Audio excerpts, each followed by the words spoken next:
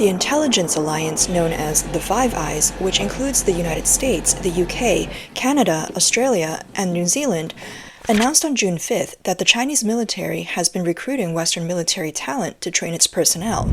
This statement, released by the U.S. National Counterintelligence and Security Center, NCSC, on behalf of the U.S. government and the other four countries, highlights that the Chinese military has been utilizing private companies in South Africa and China to hire active or retired Western fighter pilots, flight engineers, and air combat personnel to train Chinese Air Force and Navy pilots. They're also recruiting experts with deep knowledge of Western military tactics. Michael Casey, the director of the NCSC, mentioned that the Chinese military has been actively recruiting Western military talent to address its shortcomings, covertly collaborating with private firms worldwide and using high salaries as an incentive. Western governments have taken some actions, but the recruitment efforts by the Chinese military are continuously evolving. He stated that the purpose of this announcement by the Five Eyes Alliance is to emphasize the ongoing threat and to jointly prevent both active and retired Western military personnel from posing a threat to national security. The announcement indicates that the Chinese military, by leveraging Western military personnel, has been able to steal Western military expertise, thereby enhancing the Chinese military's aerial combat capabilities and gaining a deeper understanding of Western aerial tactics and technologies, as well as how these tactics could be applied in scenarios such as the Taiwan conflict. This action could weaken the West's deterrence capabilities, thereby increasing the risk of future conflicts. The announcement also mentioned that the recruitment activities of the Chinese military are actually conducted in secrecy. They might directly contact potential recruits through personal acquaintances or emails, or indirectly through specialized social networks and online recruitment platforms. The companies involved in the recruitment could be private enterprises from around the world, often having a covert relationship with the Chinese military. They attract recruits with high salaries and opportunities to fly Chinese fighter jets. These recruited military talents may be stationed in China, South Africa, or other regions. The announcement also stresses the need to impose commercial restrictions on the South African Test Flying Academy, TFAS, the China National Aerotechnology Import and Export Corporation, Stratos, and other suppliers providing Western military personnel to the Chinese military. Moreover, it discusses modifying laws and regulatory mechanisms to ban retired military personnel from working in China. This joint announcement also detailed the recruitment activities of the Chinese military and called for vigilance. It urged those who became aware of such situations to report it to the FBI or to their country's military investigators. According to Reuters, a U.S. official familiar with the matter stated that the Chinese military has recruited at least 5 former pilots from New Zealand, 30 from the UK, and others from Germany and various countries. CNN reported that according to a U.S. official, these private companies have established nominally independent operations in third countries such as South Africa, Singapore, and Laos. Insiders say that at least dozens of former Western pilots are currently training Chinese military officials, who then return to China to train more pilots. The Financial Times also cited a U.S. official who mentioned that some Western fighter pilots encouraged their colleagues to join this program through social gatherings. Seasoned Taiwanese media figure and military commentator Qi Le-yi stated that the Chinese Communist Party values the practical experience of these Western retired officers. He noted that they specifically seek frontline personnel who can provide not only technical skills, but also gather intelligence and information. Much of this intelligence can be analyzed through reverse engineering to understand the military realities of other countries, thus undermining their strength. This is also a tactic in intelligence war. In fact, as early as 2022, there were reports of the Chinese Communist Party recruiting Western retired pilots and flight engineers. In October 2022, Australian police arrested 55-year-old former U.S. Marine Corps pilot Daniel Dugan, accusing him of training Chinese pilots in aircraft carrier landing techniques through the South African Test Flying Academy, which later confirmed that Dugan had contracted with the academy.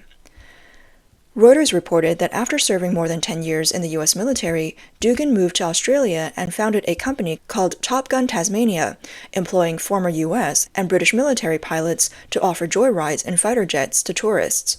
The company's website reveals that Daniel Dugan had flown aircraft such as the AV-8B Harrier II, a vertical attack jet, the T-2C Buckeye carrier-based trainer, and the A-4J Skyhawk attack jet. He also holds qualifications as a flight tactics instructor and possesses an air transport pilot license, issued in both the US and Australia. Dugan had worked in Beijing in 2014. In May of this year, Dugan admitted to having had a cooperative relationship with Su Bin, a Chinese spy accused of stealing U.S. military secrets, but he denied knowing that Su was a spy. Since Dugan had become an Australian citizen, an Australian court approved his extradition to the U.S. for trial in May 2024. Although the South African Test Flying Academy has consistently denied providing secret military training, in June last year, the U.S. Department of Commerce imposed sanctions on them. They were accused of providing training on Western and NATO military aviation to Chinese military pilots, which could pose a threat to U.S. national security and foreign policy interests. Reports indicate that TFASA had over 20 retired British military pilots from the Navy, Army, and Air Force who helped train Chinese military pilots. The UK Ministry of Defence issued a threat alert in October 2022 and is considering legislation to prevent retired officers from working for organizations like the TFASA. The BBC has reported, citing officials, that China is not using retired pilots to train Chinese military personnel to fly Western fighter jets. Instead, these experienced Western pilots are helping to formulate Chinese Air Force tactics and capabilities, with potential annual salaries of up to $270,000. This information could be crucial in the context of conflicts like the Taiwan Strait. The recruited British pilots have experience operating high-speed jets and helicopters, having flown aircraft such as the Typhoon fighter, Jaguar attack plane, Harrier fighter, and Tornado fighter. French pilots have also been targets for recruitment by the Chinese military. According to French media Le Figaro, Beijing has been actively seeking skilled French instructors to train Chinese pilots in aircraft carrier landings and to learn NATO Air Force strategies. France is one of the only countries alongside the US and UK that uses catapult-assisted aircraft carriers. A former pilot of the Super Étendard attack jet on the French aircraft carrier Charles de Gaulle confirmed that he was approached by a mysterious company based in South Africa. They offered very tempting conditions, seeking qualified aircraft carrier landing instructors. The South African Test Flying Academy was offering a contract of about €20,000 per month after taxes for a 3-year term to train Chinese instructors on site. This offer was even more attractive than what Qatar provided to its foreign instructors. This 40-year-old former pilot mentioned that he almost went for it because it's not a common opportunity to fly a J-11 fighter jet, a Chinese aircraft derived from the Sukhoi Su-27. In April 2022, a Chinese Air Force crashed in Shangqiu, Henan, with 2 pilots ejecting successfully, one of whom was a senior retired officer from the French Air Force. Le Figaro reported that this foreign instructor, who escaped danger alongside a Chinese student, was a mercenary heavily recruited by China to teach NATO Air Force strategies to Chinese military personnel. Because it's not a common opportunity to fly a J-11 fighter jet, he's referring to the Chinese fighter jet, which is derived from the Sukhoi Su-27.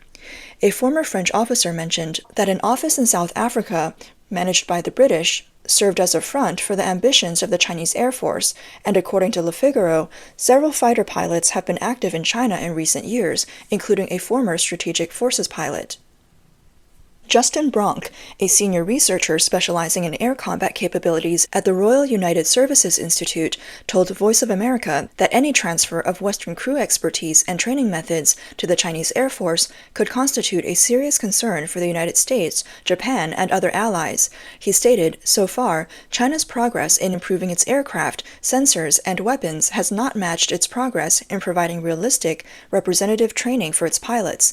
Therefore, the Chinese Air Force seeks to poach experienced Western pilots to help narrow the gap with the U.S. and other Western competitors in pilot skills and training." Director of the Institute for PLA Political, Military, and Operational Concepts at Taiwan's National Defense Security Research Institute, Oshi Fu, indicated that the recruitment of Western retired aircraft carrier pilots to China mainly assists in training Chinese aircraft carrier pilots and absorbing experience and tactics of aircraft carrier operations, thus enhancing the future operational capabilities of Chinese aircraft carriers.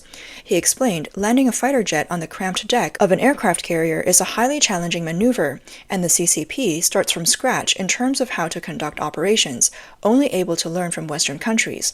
Of course, how to fight with an aircraft carrier is a national secret, and no country is willing to teach the CCP these secrets, so the CCP uses substantial payments to attract Western retired pilots to teach relevant experience. He also believed that the CCP uses similar methods to infiltrate Taiwanese society, absorbing retired military personnel to steal secrets from the national army, or enticing semiconductor professionals with large sums of money to extract advanced industrial secrets.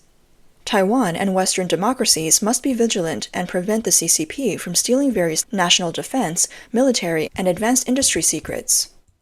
Last year, the U.S. Department of Commerce imposed sanctions on more than 10 companies from China, Kenya, Laos, Malaysia, Singapore, South Africa, Thailand, the UK, and the UAE. These companies were sanctioned for recruiting Western military personnel for the CCP's aviation training. In January this year, over 120 U.S. and NATO officials held a meeting at the headquarters of the Allied Air Command in Germany.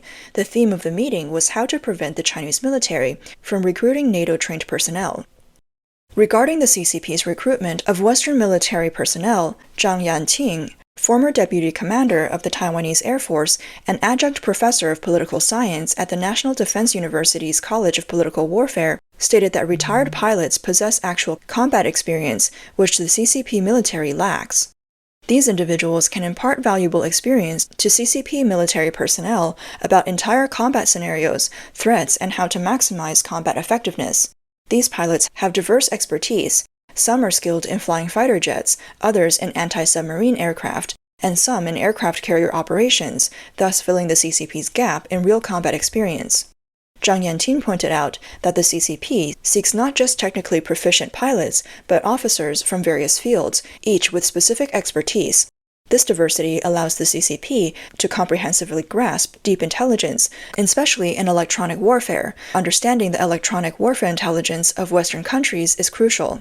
He further stated that future wars will rely heavily on electronic warfare. Mastering the electronic spectrum, the overall application patterns of electronic warfare, equipment, and methods are extremely valuable for the CCP. Whoever controls electronic warfare controls victory on the battlefield. Zhang Yanqing also warned that the CCP is gathering military intelligence through various means to prepare for actual combat in the Taiwan Strait. Taiwan faces three major vulnerabilities: a lack of sufficient understanding of enemy situations, lack of vigilance among citizens, and a threat of communist espionage infiltration. He called on the Taiwanese government to take comprehensive measures to resist the CCP's aggression against Taiwan. In recent years, the CCP's military provocations against Taiwan have escalated. In March this year, the U.S. State Department stated that Beijing's continuous provocative actions and pressure on Taiwan indicate its attempt to unilaterally change the status quo. On June 21st, China's Supreme Procuratorate, Ministry of Public Security, Ministry of State Security, and Ministry of Justice jointly issued an opinion on punishing Taiwan independence separatism. They claimed that for those involved in splitting the country, the primary perpetrators could face over 10 years in prison, life imprisonment, or even the death penalty for especially serious and egregious cases. In response, Taiwan's Mainland Affairs Council stated on the evening of the 21st that Beijing has no jurisdiction over Taiwan, and such actions only provoke cross-strait opposition and affect exchanges, which is not conducive to the positive development of cross-strait relations. The government urged the public to remain calm and not be intimidated by the CCP's threats.